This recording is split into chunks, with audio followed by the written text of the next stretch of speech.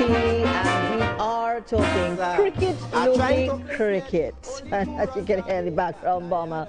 And that's what the whole morning is going to be about. So really excited. And as Roka said, you know, we're going through the cricket. It's been a while. I've been a little bit out of touch. But one interview that's really intriguing me is the one that I'm about to do. And it's actually with Caneisha Isaac, who is of the Trinidad and Tobago national women's cricket team. So we're talking about women in cricket and also of the West Indies women's cricket team as well. So let me say good morning, Caneisha Isaac, to the Now Morning Show. Good morning to you, the listening and viewing public as well. Thank you for having me. It is a pleasure to have you here this morning, Caneisha, and especially when we are talking women cricket. I want to learn about you, Caneisha Isaac. Who are you? What got you interested in cricket? So I would tell you I'm 28 years of age. I've been interested in cricket, let's say from since birth.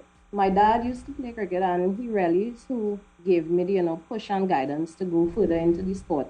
I would tell you there were not opportunities previously in South Trinidad for females to play cricket. However, when I got to University of the West Indies, captained the team, and that's how I made it onto the national scene and realized, that women's cricket actually was, big in Trinidad and Tobago. It's just that, I was not aware of it. So I kind of lost my formative years, I would say, but I'm happy at this stage I'm at now and thankful for the, development that is going on currently with women's cricket. How difficult was it for you, though, as a woman, getting into the game? I would say it wasn't difficult at all. I played with the guys back in the countryside. I played with them at first, and as I graduated up, in age and so on, I started to see more teams. Hibiscus Women's Cricket Club, UU Women's Cricket Club, and then the national team, like I said. Quite a lot of women play cricket. It was alarming and surprising to me. I was telling my story many years ago when I used to teach, and I had to coach the post-primary at that point in time, and the girls, and they were really, really interested in doing it as well. And they were like around the 13, 14, 15 age category, and they loved it. And we love doing it. And I think, the more opportunities we get for this, the better. Caneisha, you're a bowler. Yes.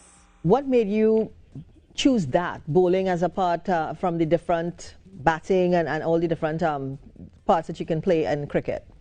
Okay, so what I would say is I like to use mental skills, outthink the opponents.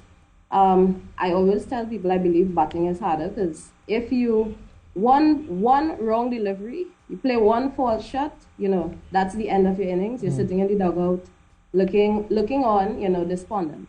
Versus a bowler, you could have one bad over and come back and, wreck a side. So you still have opportunities to correct yourself immediately within bowling. And I like the opportunity to utilize skills to do exactly that. As compared to batting, I feel sorry for batters when, they get a bowler who literally outfoxes them. Have you played much of like male-female cricket games, matches? Do you mean in competition sense? Are there many of those, really? No, I wouldn't say there are many of those. So the males play separately from the females, but you have one or two win ball tournaments where, they would prefer having one female or two females on the side, but professionally and competitively, no. Who is the bowler that you admire the most? I would have to say Elise Perry.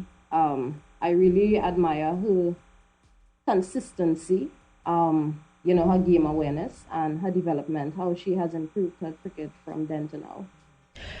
Is your bowling totally yours, or have you taken any tips from looking at other bowlers as well? Recently, in my stint with the West Indies, the commentators were referencing that I look like Fidel Edwards. So I started to look at videos of him so I could, get some tips and so on and further polish my bowling action and my game. Okay, great. Tell me what it is like, though, being on the West Indies cricket team, the women's West Indies cricket team. I would say it's a fantastic experience, and I must say that, the regional tournaments that CWI puts forward and they host and take care of provides the opportunity for all players throughout the region, multiple competitive teams, to get seen, to showcase your skill so that you can then graduate to the West Indies level.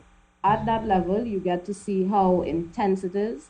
You actually get to, that's the only area where regional integration really happens. So I would like to say that the sport of cricket in the region, because we are a unified body as compared to individual islands, you get to compete against your opponents for your national duty, and you get to compete with them against the world. So I absolutely love West Indies cricket for that reason. Where would you like to see women's cricket go, though? Oh, well, I would like it to be on the level that men's cricket are currently, so we could have grassroots development for all ages, and I would say that Trinidad and Tobago has been pioneers in that field in the region. So, for example, we have under 15s, under 17s, under 19 women's teams, and we have the senior team. I think we're the only country in the region to have those, to foster such development. We've also had franchise tournament. Trinidad and Tobago put forward one 3 years ago, and it has been running since 2017. 2019 was a take-off year, I would tell you. We had excellent franchise tournament. We had a stint in the CPL tournament. Women got to play in 2 exhibition matches, 10-over matches, and we had, as of recent, the regional tournament. Unfortunately, COVID, put a damper on things, because we were really taking off. The Women's Cricket Association in Trinidad and Tobago, which is run by some intelligent and fantastic women who are pioneers in the sport and who have played cricket, managed cricket, do everything you could think about with cricket, literally has been putting the work in from the ground up to ensure that Trinidad and Tobago cricket, continues to develop and improve. Let's talk technology a little bit in cricket. Back in the day, there wasn't so much of teaching you and showing you how you would move, the patterns, different things. You said that you looked at, they said that they patterned you with Fidel Edwards, and then you went back and you looked at various videos and things like that to see if there were any similarities. How has technology played a part in your development, and how do you use it, if you do at all? Okay, well, what I can say is that I know previously, when we speak technology, or at least when I speak technology, I think of, media coverage. First up, before we even get into the technical analysis part of the game. So I have to say that, the Women's Cricket Association has also been doing work with the non-government organization, Caribbean Women's Sports, as well as Noble Sports, which would bridge the gap between those 2 things that I just mentioned, right? So, for example, when we get footage from media coverages done by Caribbean Women's Sports, we would be able to analyze where we went wrong, what is going on. Additionally, Noble Sports Technology, the women's team had a segment with Mr. Lal, who is the owner of Noble Sports Technology, and we got to see your trajectory of bowling, what the technology could do. Now, it's a significant investment, and like I said, the only problem was that when things were starting to take off, COVID really put a damper on things. But technology has helped me personally improve, where I was able to change my bowling action. I used to fall away a lot, head collapsing, so you see the purpose of what it is to do in proper form and function. Caneisha, I want to end with this question because you're still young in the game. Where do you see yourself down the line with respect to cricket? Honestly, I would like to cement my position in the West Indies team, not be in and out. I would like to be one of the mainstays there. So my goal is to continue working tirelessly until the opportunity presents itself again for me to represent the region. That's really it. Do you see yourself doing anything else but bowling with respect to different parts, fielding, umpiring, batting maybe, I mean, I have aspirations of being an all-rounder, and I hope that eventually I can develop my batting significantly enough to be a very decent all-rounder. I would say outside of that, professionally, I would probably like to go into commentary because I talk a lot, but we'll see how it goes. That's a good start. And you will know the game well, so I'm sure that you'll do well as well. Why, thank you very much. You're so welcome.